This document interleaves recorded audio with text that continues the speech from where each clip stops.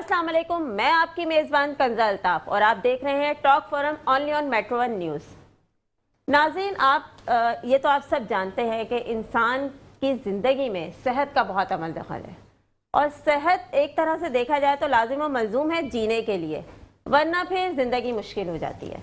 लेकिन कभी हमने सोचा कि जब भी हम बीमार होते हैं तो हमारे जहन में पहली चीज़ आती है कि हमें डॉक्टर के पास जाना है। क्यों जाना है? क्योंकि डॉक्टर हमें मेडिसिन देगा और हम ठीक हो जाएंगे। लेकिन इसमें एक चीज़ बहुत इंपॉर्टेंट है जिसे हम हमेशा इग्नोर कर देते हैं। डॉक्टर हमें मेडिसिन बताते हैं, बिल्कुल बताते हैं, लेकिन डॉक्टर को ये कौन सजेस्ट करता है कि कौन सी मेडिसिन किस पेशेंट को दी जानी चाहिए, किस मिकदार में दी जानी चाहिए, उसकी डोज क्या होनी चाहिए, किसके साथ देनी चाहिए, कौन सी मेडिसिन उसके साथ बेनिफिशियल है, कौन सी उसके साथ जो है वो साइड इफ़ेक्ट पैदा कर सकती है। तो ये सारी चीज़ें बड़ी इंपॉर्टेंट होती हैं, लेकिन हमें इस पे हमने कभी फोकस ही नहीं किया, कभी सोचा ही नहीं। लेकिन मैं आपको यहाँ बताती चलूँ कि ये जो शोबा है, जो लोग इस पे काम कर रहे हैं, उनकी इम्पोर्टेंस बहुत वैल्यू करती है। और यहाँ आज हमारे साथ इसी इम्पोर्टेंस को देखते हुए आज हमने सोचा कि हम फार्मेसी पे पूरा प्रोग्राम करें। और आज हमारे साथ जो है वो फार्मेसी डिपार्टमेंट के लोग हैं और डॉक्टर्स हैं और हेल्थ से रिलेटेड सारे ही लोग हैं। तो मैं आपका सबसे पहले तो उनसे तारुफ करवाती चलूं।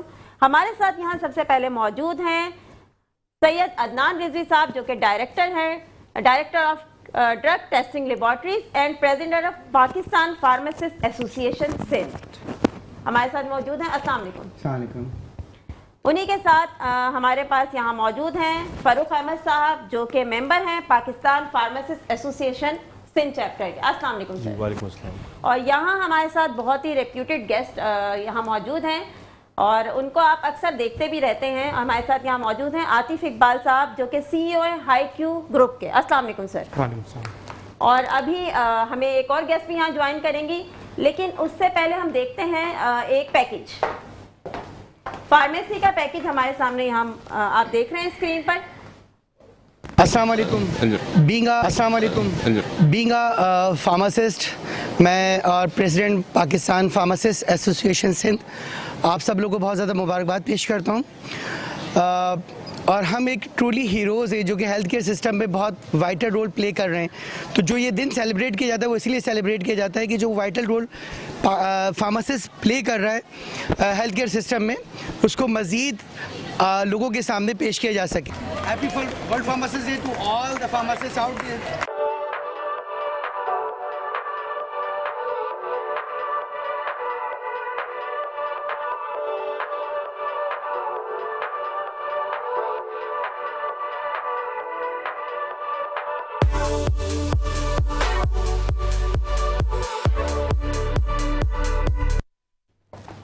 जी नाज़रीन, तो आपने देखा कि हमारा ये पैकेज जो फार्मेसी पे बेस था और ये सब कितनी चीज़ें इंपॉर्टेंट है। लेकिन मैं इससे पहले के प्रोग्राम को आगे कंटिन्यू करूं, हमें चौथी गेस्ट भी हमारी उन्होंने ज्वाइन कर लिया। हमारे साथ यहाँ मौजूद हैं डॉक्टर सिद्रा अलीम, जो कि हेड ऑफ फार्मेसी दारुस्सेहत हॉस्पिटल हैं और मोटिवेशन स्पीकर भी हैं फार्मेसी सोसाइटी में। अस्सलाम वालेकुम। वालेकुम अस्सलाम।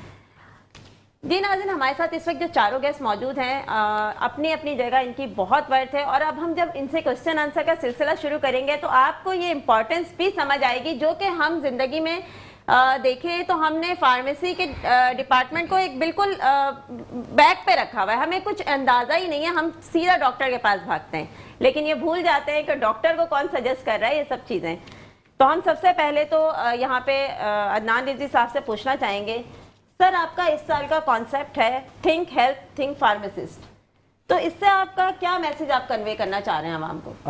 देखिए, बिल्कुल ऐसे ही है कि इस साल जो थीम था वो भी यही है कि थिंक हेल्थ थिंक फार्मासिस्ट। तो उसमें हवाले से यही कहना चाहेंगे कि जी देखिए, जहाँ पर हम मेडिकेशन सेफ्टी की बात करते हैं और पेशेंट केयर की बात करती है तो वहाँ पे फार्मासिस्ट एक इम्पॉर्टेंट रोल प्ले करता है। एग्जैक्टली। तो उनकी अहमियत को कभी भी आप नेगलेक्ट नहीं कर सकते, उनको इम्पॉर्टेंस को हम नज़रअंदाज नहीं कर सकते। तो फार्मासिस्ट का जहाँ पे भी हेल्थ केयर सिस्टम में जिक्र आता है तो वहाँ फार्मासिस्ट एक कलीदी रोल अपना प्ले करता है। बिल्कुल।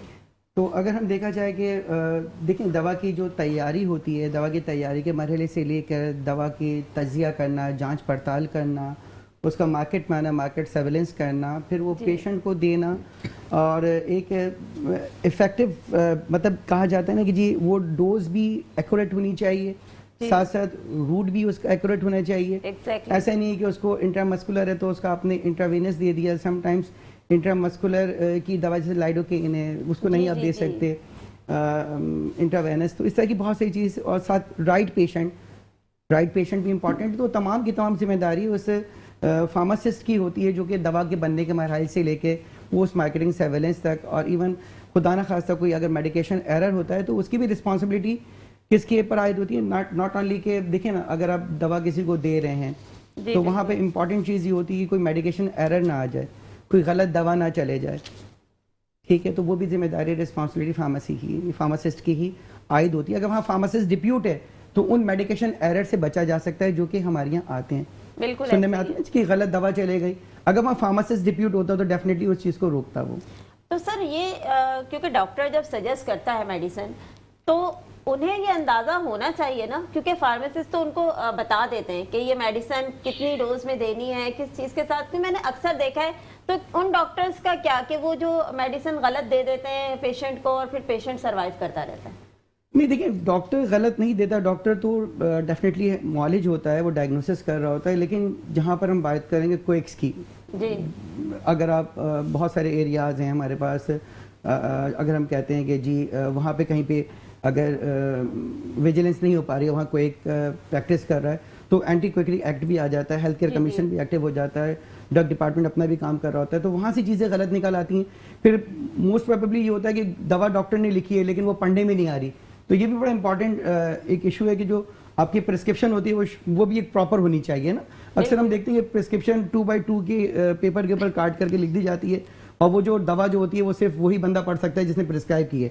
तो फार्मेसी पे जाते हैं तो फार्मेसी पे वो या मेडिकल स्टोर कह लें तो वो दवा रीड सही से नहीं की जाती। तो इसकी वजह से क्या होता है कि दवा गलत डिस्पेंस हो जाती है। तो दवा को लिखा सही से जाए तो डॉक्टर गलती नहीं कर रहा, डॉक्टर गलती कहाँ पे हो रही है, जो दवा को रीड करने में गलती हो रही है, दवा को डिस्पेंस करने में। तो वहाँ पे फिर फार्मासिस्ट का रोल आ जाता है। लोकल मार्केट जो बैठी होती है, मतलब लोकल फार्मासिस्ट भी ऐसे, मतलब मैंने देखा है ऐसे बहुत सारे मेडिकल स्टोर्स हैं जिनको वो पढ़े लिखे ही नहीं होते। नहीं देखिए, मैं आपको देखें एक और चीज़ बताता हूँ, बड़ी इंपॉर्टेंट चीज़ है। देखें, एक तो हमें यहाँ पर जो आपके प्रोग्राम के तवज्जो से आपका बहुत बहुत शुक्रिया मेट्रो टीवी का, आप लोगों के प्रोग्राम का, कि आप लोगों ने ये मौका दिया कि हम फार्मासिस्ट की इंपॉर्टेंस को उजागर कर सकें। देखिए, बड़ी इंपॉर्टेंट चीज़ है। मैं यहाँ पर बताना चाहूँगा कि जी फार्माकोविजिलेंस जिसको नेगलेक्ट किया जा रहा होता है, और हम यही कहते हैं कि फार्माकोविजिलेंस बहुत इंपॉर्टेंट है। और रैप ने भी अपना 2022 का जो फार्माकोविजिलेंस रूल है वो आ चुका है वो।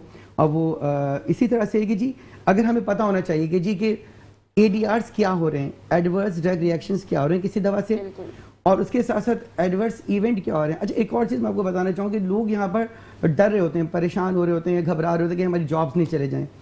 अगर हम कोई रिपोर्ट कर दें नर्सिंग में या डॉक्टर्स के पास भी कोई गलती हो सकती है, या कोई गलती आपके रूट ऑफ एडमिनिस्ट्रेशन में हो सकती है, या दवा गलत डिस्पेंसिंग कर दी गई, पेशेंट को गलत लग गई, KCL इंजेक्शन होता है वो देना था जी स्लोली और आपने उसको बोलस में दे दिया, तो जाहिर है डेफिनेटली वो सारी चीज़ें जो है वो हेल्थ हैजर्ड्स होती हैं।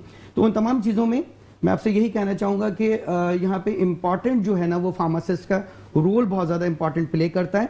तो अगर हम आपको एक इम्पॉर्टेंट बात जो मैं बताना चाह रहा हूँ, जो कि मुझसे मैं चाहता हूँ कि प्रोग्राम के तवज्जो से आगे कम्युनिकेट हो लोगों को बजाय, कि देखिए ये तमाम चीज़ें तो हैं, और इन तमाम चीज़ों के लिए फार्मासिस्ट का बहुत अहम रोल है। जहाँ पे ADRs रिपोर्टिंग हो रही है, एडवर्स इवेंट आ रहे हैं, ठीक है ना। किसी ड्रग का अगर मैं कहूँ कि साइड इफेक्ट है, पेंसिलिन खाने से डायरिया होता है, तो वो तो होगा, वो तो एक ADRs रिपोर्टेड है। लेकिन अचानक से कोई नई चीज़ आ जाएगी, किसी दवा खाने से आपका ब्लड प्रेशर फॉल हो गया या आपको स्ट्रोक पड़ गया, जबकि उस दवा के अंदर वो ADRs रिपोर्टेड नहीं थे, तो एडवर्स इवेंट हो गए, तो उसको रिपोर्ट होना चाहिए।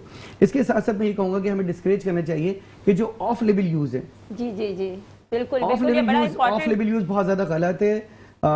मैं आपके प्रोग्राम के तवज्जो से, देखें, बीइंग अ फार्मासिस्ट भी मेरी एक जिम्मेदारी है, बीइंग अ रेगुलेटर भी कह सकते हैं, और बीइंग मैं इसको as a president PPA Sindh भी ये कहना चाहूँगी। देखें, ऑफ लेवल यूज़ में भी बहुत ही ज़बरदस्त दवाएं जो कि अभी आ गई है मार्केट में, और ब्लॉकबस्टर ड्रग कहा जाता है उसको, सीमाग्लूटाइड और टेज़ापेटाइड, ओके, ठीक है, ओजेम्पिक के नाम से आ गई है, मोन्जारो है, टेज़ापेटाइड, लेकिन उसका ऑफ लेवल यूज़ है। देखिए, वो दवा आई थी for the purpose of diabetes mellitus, type 2 diabetes mellitus के लिए, बट वो यूज़ किसके लिए की जा रही है, वो यूज़ की जा रही है वेट लूज के लिए। अब यहाँ पे क्या है कि बहुत सारे रिपोर्ट होना शुरू हो गए हैं, सही, ठीक है ना, एडवर्स इवेंट आने लग गए हैं कि जी उसे नियॉन डिजीज हो रही है, आई साइट पे इफेक्ट हो रहा है, तो वो रिपोर्ट होनी चाहिए ना, बिल्कुल होनी चाहिए, ठीक है बिल्कुल। ना।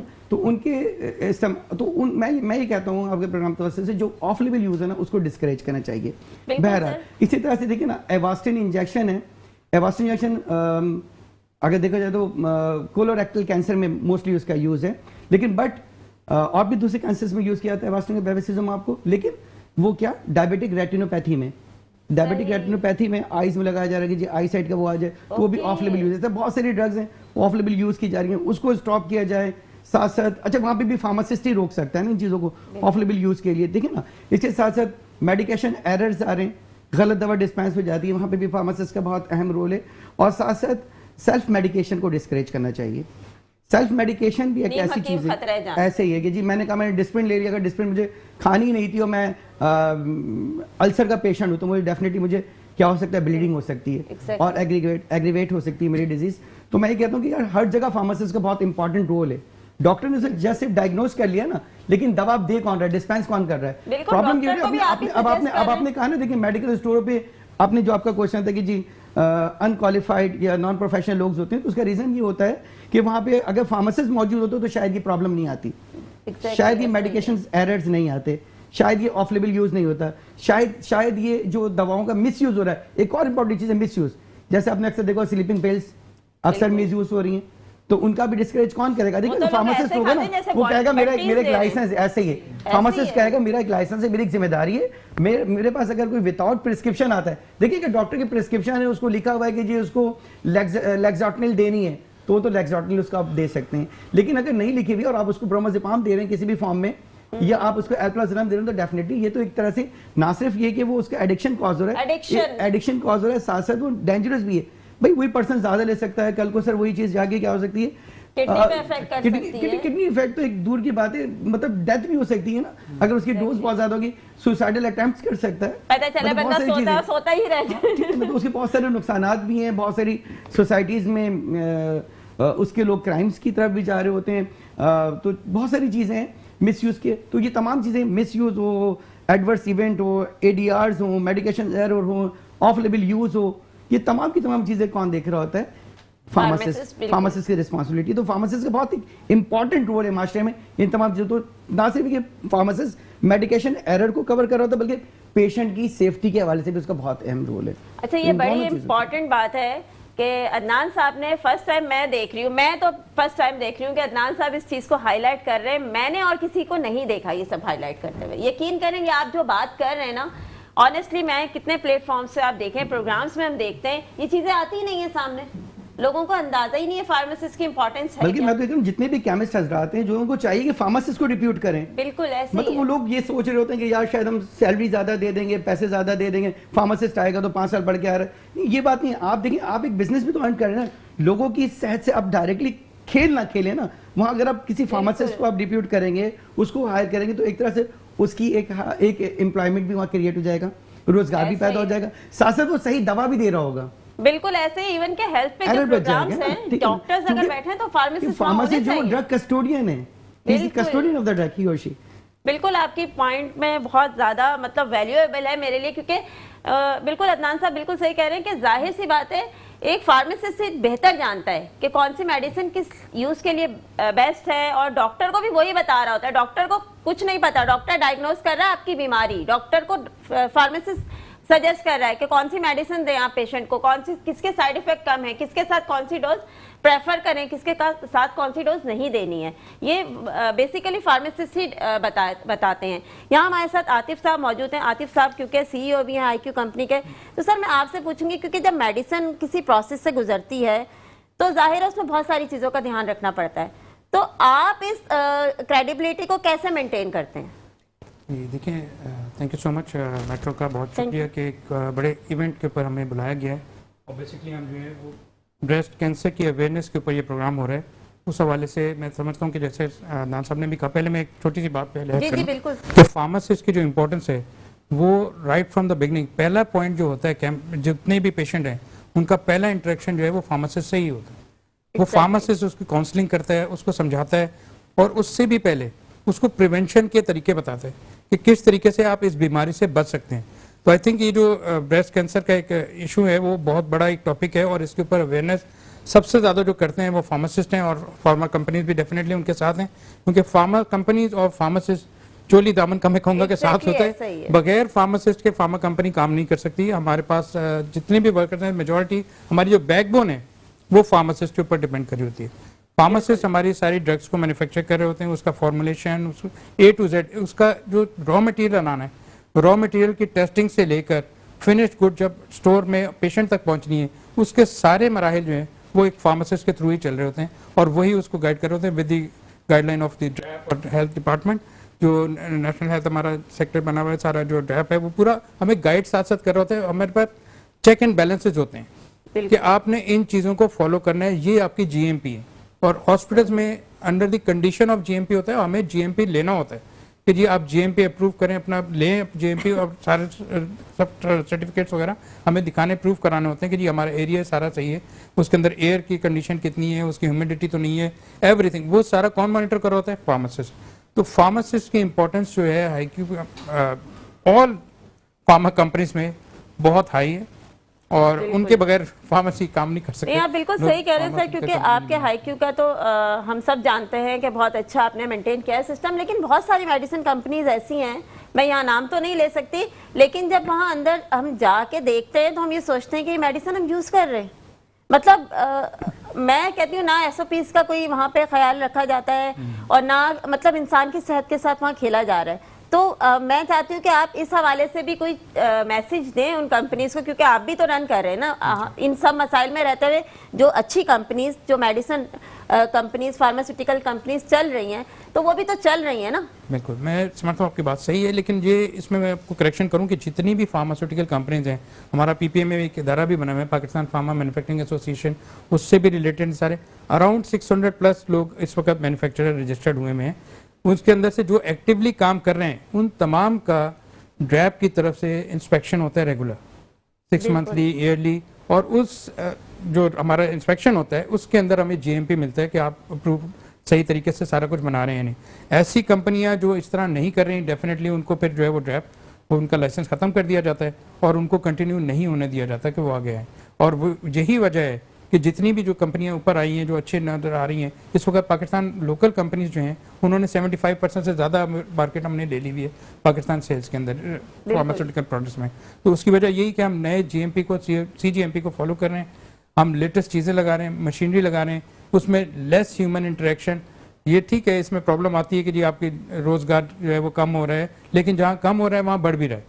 जहाँ पे आपका लेबर का अगर कम होता है तो आपको जो टेक्निकल चीज़ है, टेक्निकल स्टाफ है, जो फार्मासिस्ट हैं, जो R&D के ऊपर, रिसर्च के ऊपर काम कर रहे हैं, जो मशीन को ऑपरेट करें, वो सारे लोग आपको और ज़्यादा बढ़ाने पड़ते हैं। उसके पीछे इंजीनियर्स का भी सारा रोल आ जाता है। तो मैं ये समझता हूँ कि पाकिस्तान के अंदर बहुत अच्छी अच्छी कंपनी है और ऐसी कंपनियाँ जो कि फॉलो नहीं करती, या अगर आपने कोई देखी ऐसी कंपनी तो वो चलेगी नहीं, वो बंद हो जाएगी। वो प्रोडक्ट तो अगर खराब बनाएंगे, जी बिल्कुल, प्रोडक्ट अगर खराब बनाएंगे तो वो प्रोडक्ट जो है वो वैसे ही लोग नहीं खाएंगे। से एक फायदा उठाना चाहूंगा सर, आपकी बात में सर हम इसको यहीं से कंटिन्यू करते हैं। हम चलते हैं छोटे से ब्रेक की तरफ।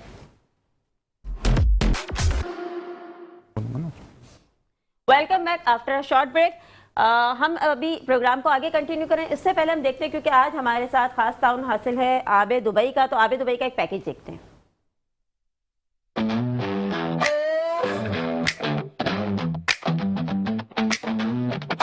Wake me up, it's morning shine.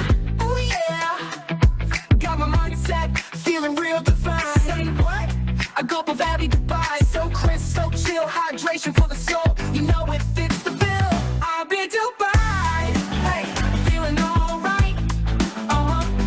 Sip it up, stay sharp, keep the future bright. Let's go. Healthy pills and great moves, it's my kind of way. Drink it smart, live it bomb, seize a brand new day. Feeling that thirst, oh yeah, we quench. Life's a game and I'm up on the bench. Stay fresh, water so smooth, it's a superpower. Keeps me moving every single hour. I hop, yeah. जी नाज़रीन, तो आपने एक package देखा आबे Dubai का और यहाँ पे bottles भी आप देख रहे होंगे। अब हम चलते हैं फारूक साहब की तरफ। इनसे मेरा एक सवाल है, क्योंकि यंग हैं तो ये हमें अच्छा गाइड कर सकते हैं। सर, यंगस्टर जो इस फील्ड में आ रहे हैं, तो आप क्या समझते हैं उनको इस फील्ड में आने के लिए जो हर्डल्स या जो प्रॉब्लम्स आ रही हैं, या उनको कैसे ग्रूम होना चाहिए, इसमें किस तरह वो इसको टैकल करें?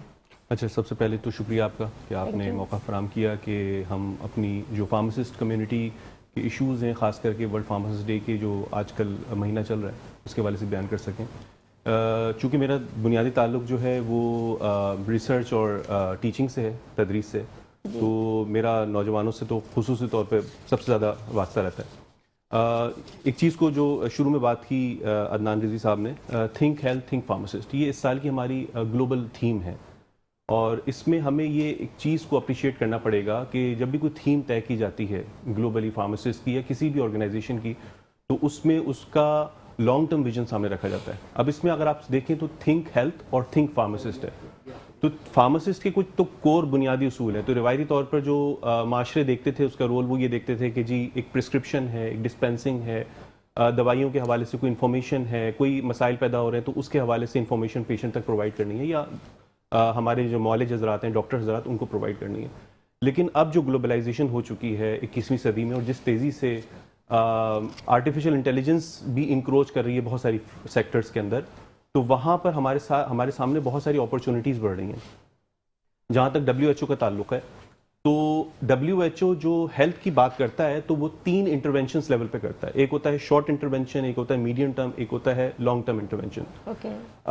लो मीडियम इनकम कंट्रीज जैसे कि हमारा पाकिस्तान है, जिसमें बहुत सारे ऐसे मसाइल हैं कि जो उसको गवर्नेंस के इशू हैं, जिसमें हम सेहत के वो मतलूबा जो पैरामीटर्स हमें ऑब्टेन करने चाहिए वो नहीं कर पाते, बावजूद उसमें हमारा जो पेशेंट पर जो दवाइयों का लोड है, अखराजात हैं, वो बहुत ज़्यादा होते हैं। तो फार्मासिस्ट का जो सबसे बड़ा रोल बनता है ना, वो यहाँ पे बनता है। आप इस बात से अप्रिशिएट करेंगे कि कोई भी मरीज जब अस्पताल में दाखिल होता है तो ये WHO के स्टैट्स कहते हैं कि तकरीबन 30 से 70% तक, और ये 70% उन ममालिक के लिए जो कि लो मीडियम इनकम कंट्रीज हैं जैसे कि पाकिस्तान, जो अखराजात यानी 1 लाख रुपए का बिल बना है तो वो 60 से 70 हज़ार रुपये सिर्फ अद्वियात की सूरत में होगा। तो फार्मासिस्ट का सबसे बुनियादी रोल ये होता है कि यहाँ पे कॉस्ट इफेक्टिव सेफ मेडिकेशन जो है वो राइट पेशेंट को राइट डोज में राइट टाइम पे डिलीवर हो। तो सबसे बुनियादी रोल। आपको 2 मिनट सॉरी डिस्टर्ब कर रही हूँ, लेकिन एक्चुअली नवाज लाशारी साहब हमारे साथ लाइन विपर पे मौजूद हैं, तो हम उनसे भी बात करेंगे। अस्सलाम वालेकुम सर। वालेकुम सलाम। सर कैसे हैं आप, ठीक हैं? मैं ठीक हूँ बिल्कुल। सर यहाँ टीम बैठी हुई है पूरी और बिल्कुल फार्मेसी के हवाले से बातचीत चल रही है। तो सर आपसे मैं ये पूछना चाहूँगी कि आप जैसे कि हमें आपको सबसे बेहतर ये चीज़ हमें गाइड भी कर सकते हैं कि जिस तरह से यहाँ पर सेहत से रिलेटेड जो इश्यूज आते हैं और उसमें जो मेडिसिन सजेस्ट की जाती है कि ये ले लें, वो ले लें, ये दे दी जाए, वो दे दी जाए, इसमें फार्मासिस्ट का बहुत इंपॉर्टेंट रोल है। तो आप क्या समझते हैं इसको मजीद फरोग देने के लिए ऐसे क्या इकदाम करने चाहिए जिससे ये हम इस चीज़ की अवेयरनेस लोगों को दे सकें? मेरा ख्याल है ये जो आपने प्लेटफॉर्म स्टार्ट किया है, ये भी एक वे तो अवेयरनेस क्रिएट करने का, लोगों को बताने का। क्योंकि देखें फार्मासिस्ट जैसे मैं एज बीइंग कार्डियोलॉजिस्ट हूँ, कार्डियक स्पेशलिस्ट हूँ, तो फार्मासिस्ट जो होते हैं ये मेडिकल स्पेशलिस्ट होते हैं। मीन्स ये they are expert in the medicine. बिल्कुल। वो right from the new medicine जब स्टार्ट होती है, कि रिसर्च होती है, तो उसमें भी उनका रोल होता है। वो उनको प्रिपेयर करने, उनको एग्जीक्यूट करने, वहाँ तक पहुँचाने में। फिर उसके बाद जब ये सारी मेडिसिन प्रिपेयर होती है तो फिर इसको जब मार्केट में ले आते हैं तो ये भी फार्मासिस्ट का काम है उसको रेगुलाइज करना।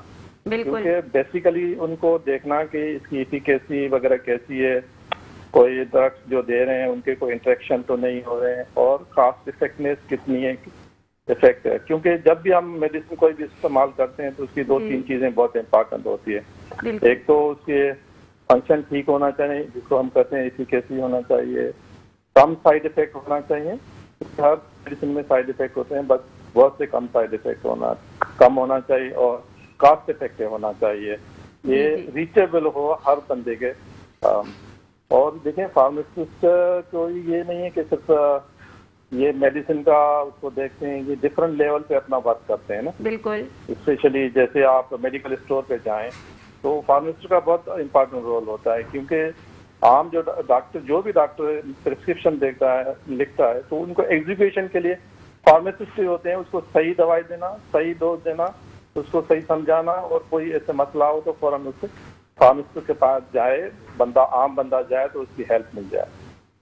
तो ये सिंपल मेडिकल स्टोर तक नहीं रहते, ये आप हॉस्पिटल बड़ी जितनी जाते हैं उसमें भी आप जाएं, उसमें भी इनका बहुत रोल होता है कि वहाँ जितने भी न्यू ड्रग्स मार्केट में आते हैं तो वहाँ यूज किए जाते हैं। जी जी। और वहाँ अपने जो कंसल्टेंट हैं, जो डॉक्टर हैं, जो उनके बाकी जो पैरामेडिकल लोग वर्क करते हैं, उनके साथ इंटरेक्शन बहुत इम्पोर्टेंट होता है। बिल्कुल। तो ये नहीं है कि सिर्फ यहाँ तक के, तो आप इंडस्ट्रीज में देखें, फार्मासिस्ट स्पेशली जो इंडस्ट्रीज आप देखते हैं उसमें कोई भी न्यू मेडिसिन आती है तो वो बैकबोन होते हैं वहाँ, और फिर रिसर्च जो स्टार्ट हो जाए उसमें बैकबोन होते हैं। इंडस्ट्रीज में आप जो जितनी भी आप आजकल तो बहुत और इम्पोर्टेंट इंडस्ट्रीज के लिए हुआ है, जो मार्केटिंग करते हैं लोग, जो इनको एग्जीक्यूट कराते हैं मेडिसिन, उसमें बहुत रोल हो जाता है। तो डिफरेंट लेवल पे डिफरेंट फार्मासिस्ट का रोल होता है। मेरा ख्याल है हमारे लोगों को जनरली पता नहीं होता, वो समझते फार्मासिस्ट है ये सिर्फ वो मेडिकल स्टोर में बैठ जाएगा या दवाई इसको पकड़ा देगा। बिल्कुल ऐसे ही है सर, बिल्कुल ऐसे ही है, और बहुत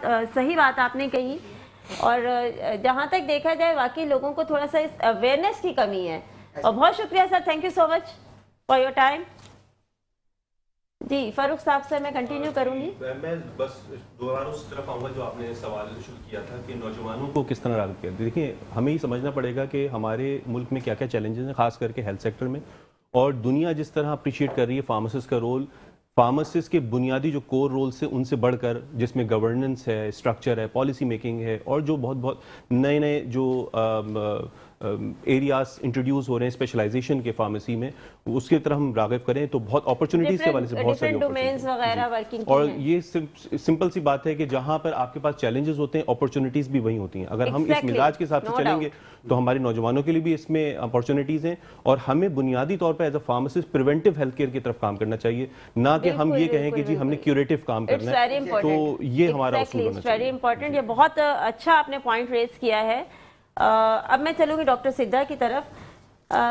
मैम, पहले तो आप मुझे ये बताएं कि ब्रेस्ट कैंसर का एक अवेयरनेस सेशन बहुत टाइम से चल रहा है, लोगों को इसकी एजुकेशन दी जा रही है, इसकी नॉलेज दी जाती है, इसकी इंफॉर्मेशन दी जाती है, लेकिन फिर भी हमारे सामने बहुत सारे केसेस आते हैं ऐसे।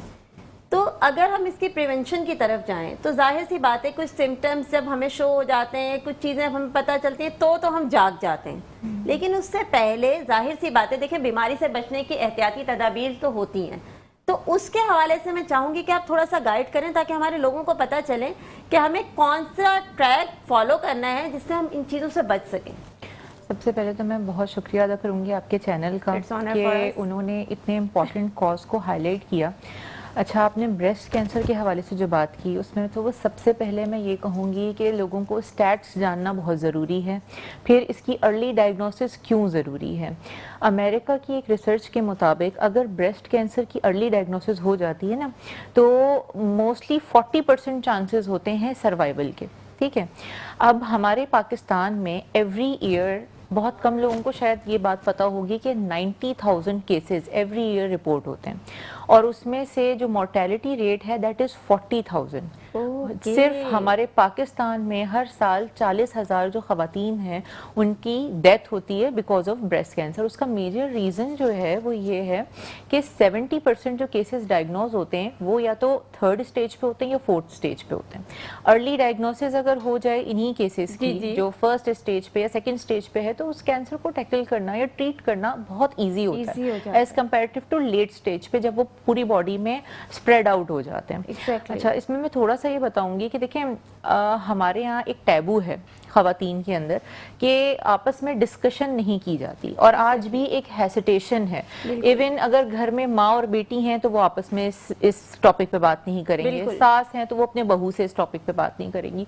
जबकि देखिए जब हम मेडिकल फील्ड की बात करते हैं, हम किसी डिसऑर्डर की बात करते हैं, तो उसमें हम जेंडर नहीं देखते, हम ये नहीं देखते कि सामने कौन है, हम देखते हैं पेशेंट को किस लिहाज से, किस जान को किस तरीके से बचाया जा सकता है। जब से इसकी अवेयरनेस सेशंस तकरीबन पिछले मैं इसमें एसोसिएट हूँ पिछले 3 सालों से, जबकि दुनिया भर में इसकी जब से हमारे पास कोविड आया था उससे पहले भी इसके अवेयरनेस सेशंस दिए जाते थे। लकीली अब हम पाकिस्तान में बाकायदा पूरे अक्टूबर के महीने को एज अ पिंक टूबर सेलिब्रेट करते हैं। जी जी। ठीक है, तो अब इसमें सबसे पहले तो ख़वातीन को ये जानने की ज़रूरत है कि ज़रूरी नहीं होता कि अगर किसी की फैमिली हिस्ट्री है तो वही हाई रिस्क पर है। 35 से 40 की एज अगर है तो आप रिस्क पर हैं। रिस्क पर इन द सेंस कि उससे पहले अगर 35 से आप यंगर हैं तो भी आपको जो है वो अपने आप को चेक जरूर करना है और चेक करने exactly there is a possibility. अब आपको चेक करना है, उसकी हजारों वीडियोस मौजूद हैं, उसमें कोई शर्म की बात नहीं होती। यूट्यूब पे उसकी वीडियोस मौजूद हैं। आप सिंपल सा प्रोसीजर होता है 5 मिनट का, हर महीने अगर आप उस प्रोसीजर को फॉलो करें तो आप एक बहुत बड़े रिस्क से बच सकते हैं। दूसरा ये कि इसकी स्प्रेड जो होती है वो लोग ये सोचते हैं कि अगर ये तो हमारे पास बहुत टाइम होगा।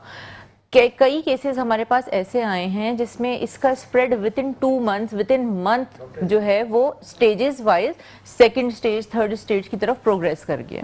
तो खासकर वो लोग जिनकी फैमिली हिस्ट्री है उनको तो अपना मुआयना करना है। इसके अलावा अगर कोई ओबेसिटी की तरफ है या हमारा लाइफस्टाइल आजकल आपको पता है किस तरीके का है, हम ज़्यादा वर्कआउट करते नहीं, एक्सरसाइज की तरफ हमारा फोकस होता नहीं है, ठीक है, और ज़्यादा जंक फूड हम लेते हैं और अगर ये देखा जाए तो एक्टिविटीज जो है उस लिहाज से नहीं है। अब ये सारे जो वो होते हैं वो रिस्क फैक्टर्स हैं बेसिकली। और अगर इनकी प्रिवेंशन की मैं बात करूं तो हमें जो है वो अपनी लाइफस्टाइल को मॉडिफाई करना है सबसे पहले तो। फिर दूसरा ये कि प्रॉपर मॉनिटरिंग करनी है। 40 साल से अगर आपकी उम्र ज्यादा है तो आपको जो है एक मेमोग्राम हर साल, वो एक मेमोग्राम है वो आपको कराना जरूरी है, तो उससे आपकी स्क्रीनिंग हो जाती है। उसमें फिर ये है हम इसको यहीं से कंटिन्यू करेंगे। हमारे साथ डॉक्टर अजीम लाइन पे हैं। अस्सलाम वालेकुम सर। ओके जी, हम छोटे से ब्रेक के बाद डॉक्टर साहब से बात करेंगे। वेलकम बैक नाज़रीन। हमारे साथ इस वक्त लाइन पर मौजूद हैं डॉक्टर अजीमुद्दीन साहब और हम उनसे बात करते हैं। अस्सलाम वालेकुम सर। वालेकुम अस्सलाम। कैसे हैं सर आप? मैं अल्हम्दुलिल्लाह ठीक हूँ, आप बताइए आप ठीक हैं? अल्हम्दुलिल्लाह सर, ऑल गुड। और यहाँ पर फार्मासिस्ट की एक बड़ी अच्छी सी टीम बैठी हुई है और उसमें हमें आपकी कमी महसूस हो रही थी तो हमने कहा हम आपको कॉल पे ले लें। सर, फार्मेसी के हवाले से मैं आपसे भी पूछना चाहूँगी कि आप थोड़ा सा हमारी ऑडियंस को भी ये गाइड करें, क्योंकि बीइंग अ फार्मिस्ट जो हमें इम्पोर्टेंस फार्मेसी डिपार्टमेंट को देनी चाहिए या लोगों तक जो होनी चाहिए वो बहुत कम है या उसका फुकदान है समझ लीजिए।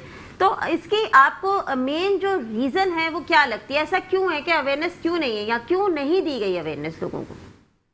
अच्छा, ये तो बड़ा मुश्किल का सवाल है जी सर, इसलिए तो आपको सिलेक्ट किया हमने। अच्छा, पहले तो मैं ये बता दूं कि मैं खुद एक इंटरवेंशनल रेडियोलॉजिस्ट हूँ और इंटरवेंशनल रेडियोलॉजिस्ट का फार्मासिस्ट से एज कम्पेयर टू फिजिशियन उतना ताल्लुक रहता नहीं है। लेकिन जो हम दवाएं इंजेक्ट करते हैं, जो हम कीमोथेरेपी देते हैं या हम और कोई और इस तरह की मेडिसिन देते हैं, उसमें हमें फार्मासिस्ट की मदद की जरूरत होती है। बिल्कुल बिल्कुल। और उनकी मदद बहुत इम्पोर्टेंट होती है, क्योंकि बाज़ दफ़ा हम लोगों को, क्योंकि हम बहुत फ्रीक्वेंटली बहुत सारी चीज़ें नहीं कर रहे होते तो हमें सही चीज़ें याद भी नहीं होती, हमें डोज सही नहीं होते, उसकी स्ट्रेंथ का सही नहीं पता होता, तो फार्मासिस्ट का बहुत इम्पोर्टेंट हो रहा है। बिल्कुल। अनफॉर्चुनेटली हमारी सेटिंग में पाकिस्तान में समहाउ ये फार्मेसी जो है ना इतनी पिकअप नहीं हुई। जी जी। एक वजह ये हो सकती है, अगर हम पीछे सोचें कि क्या वजह हो सकती है, तो एक वजह ये हो सकती है कि जब हम इंटरमीडिएट के बाद जब हम उसके उसमें पोस्ट ग्रेजुएशन के लिए हम जा रहे होते हैं जी जी, तो उसमें समहाउ जो है ना फार्मेसी में स्ट्रीम नहीं जाती। बहुत कम लोग ऐसे होते हैं जिनका पैशन होता है फार्मेसी या फार्मासिस्ट बनना और वो इस प्रोफेशन के को लेते हो, लेकिन मेजॉरिटी तो वो होते हैं जिनको मतलब जो उसमें से ड्रॉप होते हैं तो वो उसमें आते हैं। मतलब जी बिल्कुल, मैं यही कहना चाह रही थी सर, मेडिकल से ड्रॉप होते हैं तो फार्मेसी की तरफ चले जाते हैं। हाँ, ये अच्छा, इसकी वजह क्या है, क्यों ये ऐसा क्यों? तो इसकी भी वजह यही है कि शायद हमारे पास फार्मेसिस्ट इसमें कोई जैसे लीडिंग रोल में रहे नहीं। अब लीडिंग रोल में जब आते हैं तो उसके बाद नेक्स्ट जनरेशन भी मुतासिर होती है। अगर लीडिंग रोल में हमारे लोग नहीं होंगे, फार्मासिस्ट नहीं होंगे, तो पीछे की जनरेशन से इन्फ्लुएंस नहीं हो सकती। वो देखते हैं कि नहीं, इसमें तो हमारा सेकेंडरी रोल होता है, हमें कोई इतनी अहमियत नहीं मिलती, तो हम क्यों ऐसा काम करें, हम कुछ और करते हैं। यही इसको, अब ये तो मेरा ये ख्याल है कि इसकी इम्पोर्टेंस जो है ना, जैसे आपने आज मीडिया में लाकर इसको इनिशिएट किया या गवर्नमेंट लेवल पर, ये उनको चाहिए कि इसको, हमारी तो मतलब पान वाला भी दवाएं दे देता है, आप मतलब आप किसी पान के खुदे पर चले तो वो, ये तो लॉ, हमारी जो लॉ इन्फोर्सिंग एजेंसीज हैं या जो हमारे जो हेल्थ के डिपार्टमेंट हैं, ये उनके करने के काम थे कि इसको इस तरह से, हमारे पास लिखा हुआ सब कुछ होगा, हमारे बुक्स होंगी, सब लिखा हुआ होगा, रूल एंड रेगुलेशन, फॉलो कौन करता है? वो फॉलो नहीं होते तो इसकी वजह ये हो जाती है। बिल्कुल सर, बिल्कुल वजह फरमाया आपने। फार्मासिस्ट तो अच्छा आपने पॉइंट रेज किया है, और वाकई ये सारी चीज़ें जो है हम लोग इन चीज़ों को सोचते नहीं है एक्चुअली, और सर ने बहुत अच्छा हाईलाइट किया है, और thank you so much sir, आपका टाइम कीमती था, हमने लिया, बहुत शुक्रिया। जी सर, अभी बात हो रही थी, सर ने भी बात की, तो फार्मासिस्ट का जो रोल आता है इसमें, अगेन जैसे इन्होंने कहा कि डॉक्टर्स भी काफ़ी कम है, हमारे काफ़ी रूरल एरियाज़ हैं जहाँ पे कि इतने डॉक्टर्स अवेलेबल नहीं हैं। तो आई बिलीव कि जो फार्मासिस्ट हैं उनका बहुत एक क्रूशियल रोल आ जाता है कि ऐसे इलाकों में, रिमोट इलाकों में जहाँ पे लोग अवेयरनेस नहीं है, वहाँ पे अवेयरनेस डालें, वहाँ पे अवेयरनेस करें, और बजाय इसके कि पान वाले और इस तरह के लोग जो हैं वो चीज़ें बेच रहे हैं, मेडिसिन बेच रहे हैं, अगर वो वहाँ पर मौजूद होंगे फार्मासिस्ट, तो वहाँ पे उनकी अवेयरनेस से काफ़ी लोगों को हाईलाइट हो सकती हैं चीज़ें, जैसे प्रिवेंशन का डॉक्टर साहब ने भी कहा कि बहुत ज़रूरी है कि ब्रेस्ट अवेयरनेस और ब्रेस्ट कैंसर के हवाले से कि किस तरह इसको प्रिवेंट किया जाना है, स्कैनिंग किस तरह करनी है, इसको किस तरीके से मॉनिटर करना है, आप पर्सनली इंडिविजुअल्स को जाके वहाँ पे बता सकते हैं। तो यहाँ मैं समझता हूँ कि फार्मासिस्ट जो हमारे यंगस्टर्स हैं खासतौर पर, उनका बहुत बड़ा रोल हो जाता है कि जितनी भी क्वान्टिटी में हमारे पास फार्मासिस्ट हैं वो एटलीस्ट वहाँ पर विजिट करें, वहाँ पर जाके लोगों के अंदर इस चीज़ की अवेयरनेस डालें। हॉस्पिटल्स में डेफिनेटली, हॉस्पिटल्स में एक तो चीज़ होगी, जैसे पेशेंट को ये पता लगता है कि उसको ब्रेस्ट कैंसर का मर्ज है या कोई इस तरह की मरीज को पता लगता है कि चीज़, तो वो एक मेंटली तौर पे उस वक्त वो सुन भी नहीं रहा होता, उस वक्त वो डॉक्टर जो बता रहे होते हैं उसको गाइडेंस, आई डोंट बिलीव कि वो उसको समझ में भी आ रहा होता है कि उसको क्या कहा जाता है। तो वहाँ पे जो है हमारे फार्मासिस्ट का अगेन बहुत बड़ा एक रोल आ जाता है कि जैसे वो डॉक्टर से निकल के, डॉक्टर सभी एग्री करेंगे, उस फार्मासिस्ट के पास पहुँचती है तो उसकी काउंसलिंग की जाए, उसको दोबारा से एक दफ़ा समझाया जाए कि आपके पास ये ऑप्शंस हैं, आपका कीमोथेरेपी की ऑप्शन है, आपकी ट्रीटमेंट की कौन कौन सी ऑप्शंस हैं, और ये भी समझाए कि आपको टाइमली अवेयरनेस हो गई है तो इसका इलाज हो सकता है। और डॉक्टर साहब ने जैसे लिखा है तो प्रिस्क्रिप्शन के हवाले से वो उनको गाइड करेंगे कि आप इतनी डोज लें, और ये उनको सपोर्टिव इस तरह से भी करते हैं कि ऑनलाइन भी कई दफा घरों पे कॉल्स आती हैं, तो वो फार्मासिस्ट कर रहे होते हैं, डॉक्टर्स फॉलो इतना नहीं करते जितना कि फार्मासिस्ट का रोल इंपॉर्टेंट रह जाता है कि फार्मासिस्ट उसको फॉलो करा रहे होते हैं कि आपका लास्ट जो थेरेपी हुई थी इस दिन, अब आपका ये है, या आपने ट्रीटमेंट ले लिया, अब आपको डोज चेंज करना है, आपको डॉक्टर साहब के पास विजिट करना है, डॉक्टर से आप प्रिस्क्रिप्शन लेने। अच्छा, दूसरा मैं ये कहूंगा कि बाहर के मुल्कों में जिस तरह से अब हो गई ये चीज, अब हर चीज के अंदर स्पेशलिटी आ गई, तो फार्मेसी के भी अंदर जो है हर चीज में स्पेशलिटी आ गई। ब्रेस्ट कैंसर के लिए जो है अवेयरनेस के लिए फार्मासिस्ट भी खास तौर पे इसके लिए पर्टिकुलर ट्रेन हो गए हैं, तो वो उस हॉस्पिटल के अंदर उस कम्युनिटी में वो काम कर रहे होते हैं जो कि डॉक्टर ने करना है, साथ में उस टीम ने करना है, फार्मासिस्ट ने। इसी तरह जी, इसी तरह ब्लड प्रेशर के हैं, बाहर के मुल्कों में यहाँ तक अलाउ हो गया कि अगर आपने 1 साल कम्युनिटी हॉस्पिटल कम्युनिटी में काम किए, मेरी सिस्टर की डॉक्टर हैं जो कि फार्मासिस्ट हैं यूके में, तो वहाँ पे उनको ये अलाउ कर दिया गया क्योंकि वो एक पर्टिकुलर ब्लड प्रेशर पे करने का, तो उनको ये कि 1 साल अगर वो कम्युनिटी कर लेती हैं तो she is able to prescribe even.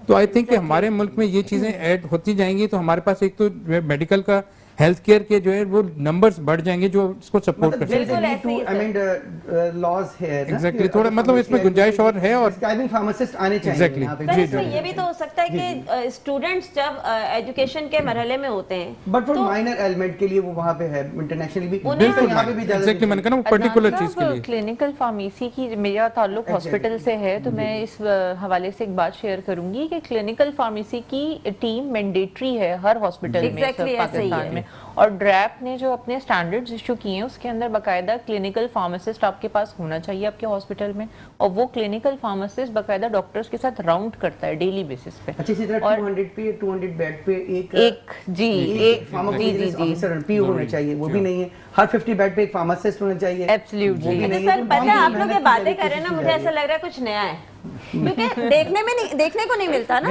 ये भी एक प्रोग्राम जो हम कर रहे हैं वो इसीलिए एक अवेयरनेस। आपके प्रोग्राम की तरफ से एक डॉक्टर साहब से एक रिक्वेस्ट करना जी, चाहूँगा, जी। आतिफ साहब मौजूद हैं। आतिफ साहब देखें, जिस तरह से मैम ने कहा ब्रेस्ट कैंसर बहुत ज़्यादा तेज़ी से फैल रहा है, पाकिस्तान में भी बहुत सारे लोग इस बीमारी में मुब्तला हैं, कुछ लोग दुनिया में हैं, कुछ लोग जा चुके हैं यहाँ से ड्यू टू दिस एलिमेंट। अब मैं ये कहना चाहूँगा सर, क्यों नहीं आप लोग एज अ PPMA और मैन्युफैक्चर क्यों नहीं चाहते हैं कि ज़्यादा से ज़्यादा यहाँ पे जो एंटी कैंसर ड्रग्स बने, बिल्कुल। तो एंटी कैंसर ड्रग्स यहाँ बननी चाहिए ताकि इतनी कॉस्टली होती हैं। फॉर एग्जांपल एल्ट्रामोबैक की बात कर लूँ मैं, पाल्बोसिक्लिब की बात करूँ तो किसकाली। 1000 में किसकाली, तो इतनी महंगी दवाई की पेशेंट की रीच में नहीं होता। जी बिल्कुल। ऑल्दो कि कुछ गवर्नमेंट के प्रोग्राम भी चल रहे हैं, CML प्रोजेक्ट भी चल रहे हैं, but the thing is that अगर आम पब्लिक को तो इतना नहीं पता होता ना, वो अगर डिजीज में मुब्तला हो जाता है तो कैसे जाके इतनी महंगी दवा लेगा, वो ये सोच के बेचारा परेशान हो जाता है कि मुझे कैंसर हो गया, मैं सर्जरी कैसे करानी करवाऊंगा। जी, ठीक है ना मैम, बिल्कुल। सर्जरी की भी नीड पड़ती है, तो उसको ऐसा क्या ही करना है। है, तो वो तमाम चीज़ों के लिए थोड़ा सा एक आप प्रोग्राम करें। और थोड़ा सा पाकिस्तान में सर थोड़ा सा जो एंटी कैंसर ड्रग्स हैं उनकी प्रमोशन के साथ साथ उनकी मैन्युफैक्चरिंग भी करवाएं सर। बिल्कुल और दूसरी चीज़ एक और चीज़ इंपॉर्टेंट है सर, चूँकि मैं एज अ रिप्रेजेंटेटिव हूँ PPA का, पाकिस्तान फार्मासिस्ट एसोसिएशन का, सर थोड़ा सा आपके हवाले से, चूँकि आपने तो माशाल्लाह बहुत अच्छा किया हुआ, थोड़ा सा मैं उनकी सैलरीज के हवाले से कहूँगे, फार्मासिस्ट की sir salaries either they are working in QA QC department या प्रोडक्शन, उनको थोड़ा सा इंप्रूव की जाए और सर ज़्यादा से ज़्यादा उन्हें अपॉर्चुनिटी दी जाए। जो जितनी भी फार्मास्यूटिकल मैन्युफैक्चरर हैं उनसे मैं रिक्वेस्ट करूँगा कि आपके प्रोग्राम की तवज्जो से कि जहाँ पे भी अगर उन्होंने किसी दूसरे ग्रेजुएट को अगर अपॉर्चुनिटी दी है तो मैक्सिमम फार्मासिस्ट को अपॉर्चुनिटी दी जाए, आइदर कोई भी, उस फील्ड से क्योंकि वो related एक्सपर्ट ज्यादा है ना। देखिए अगर वो बिल्कुल कोई expert प्रोडक्शन, है। वो एक्सपर्ट है, मतलब वो दवा बनाने का भी एक्सपर्ट है, वो दवा जांचने का भी एक्सपर्ट है, मैं तो प्रमोशन बिल्कुल का भी एक्सपर्ट agree है, करूंगा अदनान चाहे साहब आपकी क्वालिटी बात से। एश्योरेंस है, कंप्लायंस, देखिए ना ड्रग की गाइडलाइंस को कौन ज्यादा समझता है। अभी GMP की बात करिए, मुझे तो लगता है सर तो हर मंथ में एक इस पे प्रोग्राम होना चाहिए। बिल्कुल और मैं सर थोड़ा भी सा कुछ कहना इनका चाह आंसर रहे मैं हैं। देना चाहूंगा डॉक्टर साहब का। जैसे बहुत सारी चीज़ें इन्होंने बात की, तो एक एक करके पॉइंट कुछ जितने कंप्लीट हो सकते हैं इस प्रोग्राम के अंदर।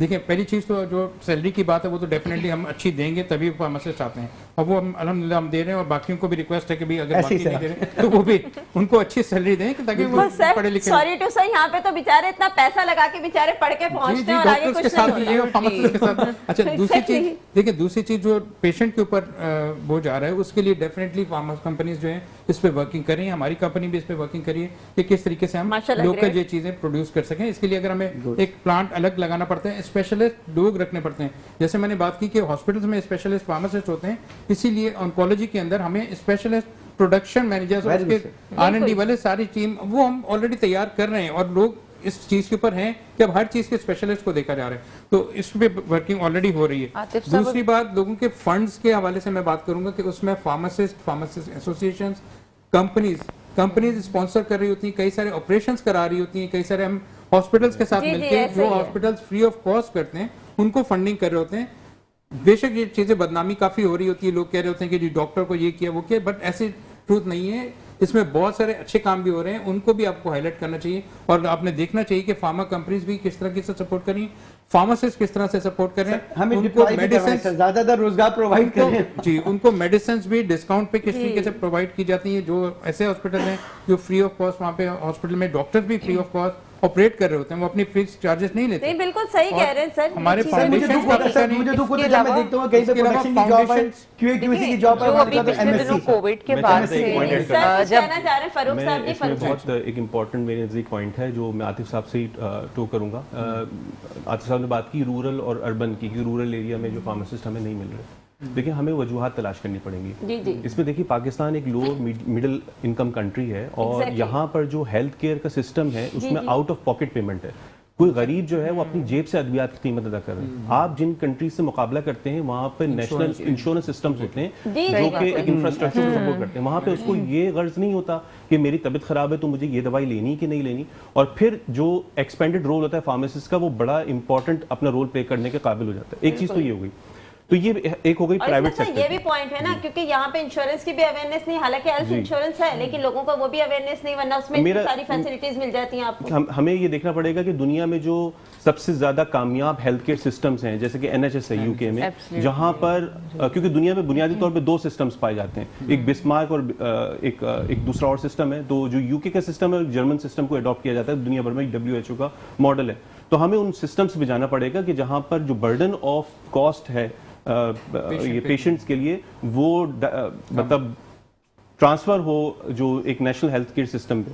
दूसरी चीज़ मैं गुजारिश करूंगा कि देखिए जब आपके पास ये इस तरह का इंफ्रास्ट्रक्चर आ जाता है तो खुद ब खुद फार्मासिस्ट या कोई भी और हेल्थ केयर का जो एक सर्विस डिलीवरी का इंस्ट्रूमेंट है वो उस तरफ राग़िब होता है और ये एक पुल इफेक्ट क्रिएट करता है। तो मैं गुजारिश करूंगा इस प्रोग्राम के तवज्जुह से हमारी जो हमारी गवर्नमेंट एजेंसीज हैं कि वो इस तरफ थोड़ी नज़र करें, क्योंकि इस वक्त हमारे यहाँ जो पार्शियलिटी है रूरल और अर्बन डिवाइड की वो बहुत ज़्यादा बढ़ गई है। बल्कि अर्बन में भी अगर हम देखें तो मुख्तलिफ डिस्ट्रिक्ट में मुख्तलिफ आपको हेल्थ केयर डिलीवरी मिलेगी, वो कंसिस्टेंट नहीं है। उसकी बुनियादी वजह जो है वो हमारे एक गवर्नेंस का स्ट्रक्चर का सही इंप्लीमेंटेशन नहीं है। बिल्कुल आपने बिल्कुल सही कही है। अभी मेरा पिछले दिनों जो है वो इंटीरियर की तरफ जाना हुआ था, तो हमारे पास जो अर्बन एरियाज हैं वहाँ तो हमें लगता है कि हेल्थ केयर सिस्टम फिर भी इस तरह का है कि हम उसको शायद किसी आउटसाइड कंट्री से कंपेयर कर सकते हैं। लेकिन जो रूरल एरियाज की हालात हैं वहाँ पे फार्मासिस्ट की कमी है, नर्सिंग स्टाफ की मैं समझती हूँ वहाँ बहुत ज़्यादा कमी है,